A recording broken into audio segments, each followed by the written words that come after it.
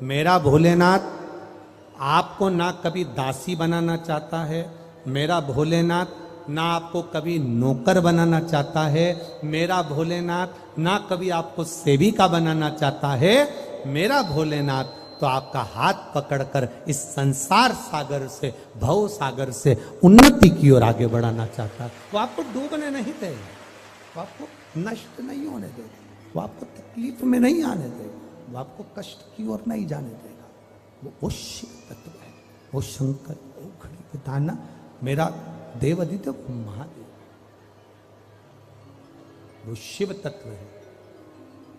सुयशा, मैं तुम्हें दासी नहीं बना सकता, सुयशा मैं तुम्हें सेविका नहीं बना सकता।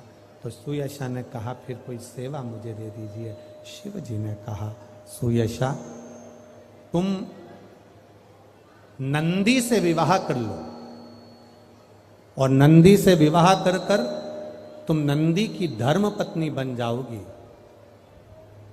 और नंदी की अगर धर्म पत्नी तुम बन गई तो जिस जगह पर नंदी मेरे मंदिर के बाहर बैठा रहेगा,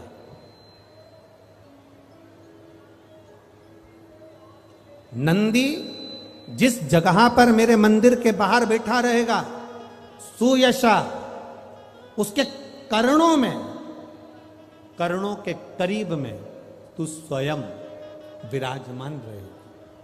सुयशा, जब कोई नारी, जब कोई पुरुष, जब कोई बच्चा, जब कोई बुजुर्ग, जब कोई भी संसार सागर में रहने वाला मानव मेरे मंदिर में आएगा और नंदी के कान में कुछ कहकर जाएगा, तब तू उसको सुनकर मां पार्वती से कहेगी, और पार्वती जब मेरे साथ प्रतिदिन प्रदोष काल में, प्रदोष के समय, शाम के समय भ्रमण पर जब पार्वती मेरे साथ जाएगी, तो पार्वती मैया जिसके सामने नंदी को रोक देगी, मैं उसके ऊपर कृपा करते हुआ चले जाऊंगा। ये हमारा भाव शिव महापुराण की कथा वर्णन कर रही है।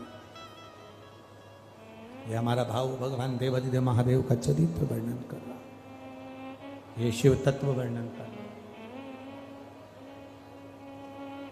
कितने लोग हैं जो भगवान नंदी के कानों में कुछ कहकर आते हैं? बोले हो कभी?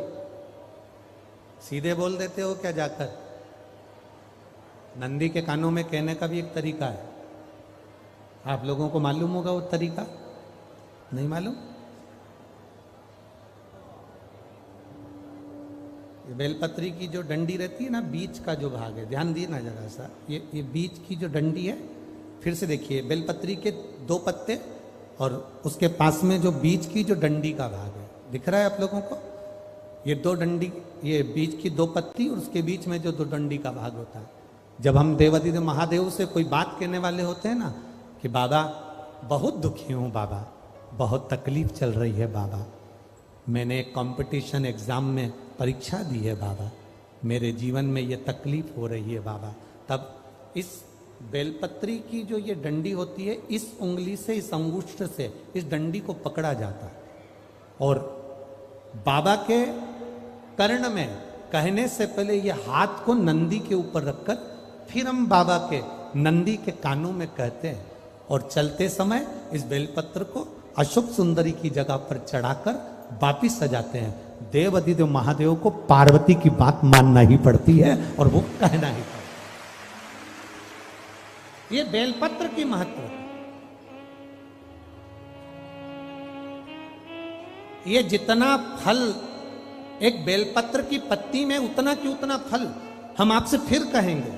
कभी मौका मिल जाए जिंदगी में, कभी तुम्हारे जीवन में अगर मौका मिले और कहीं बेलपत्री का वृक्ष मिल जाए जिसकी छांव तुम्हारे ऊपर पड़ रही हो, तुम्हारे ऊपर अगर बेलपत्री की छांव पड़ रही हो, उसके नीचे बैठकर कभी मौका मिले, एक बेलपत्री का पत्ता मात्र रखकर आप शिव जी का नाम लेकर जल भी अगर समर्पित कर रहे हो ना, तो वो 12 ज्योतिर्लिंग को जल चढ़ाने के बराबर फल प्रदान कर। एक बेलपत्री का पत्ता, एक बेलपत्री का वृक्ष, एक बेलपत्री के वृक्ष की छांव हमारे जीवन को कृतार्थ कर देती है, धन्य कर देती है, कृतार्थ।